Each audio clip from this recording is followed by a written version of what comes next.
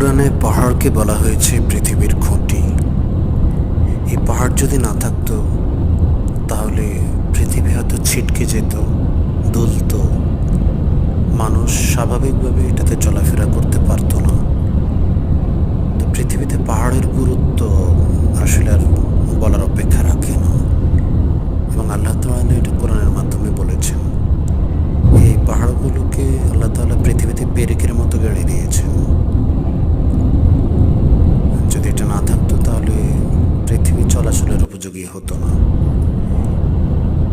তো দেখা যায় মানুষ তার স্বাভাবিক চলার পথকে সরল এবং সহজ করার জন্য অনেক ক্ষেত্রে পাহাড় কেটে ফেলছে, পাহাড় কেটে রাস্তা করতেছে, ঘরবাড়ি করতেছে। এটা পৃথিবীর জন্য একটা হুমকি স্বরূপ।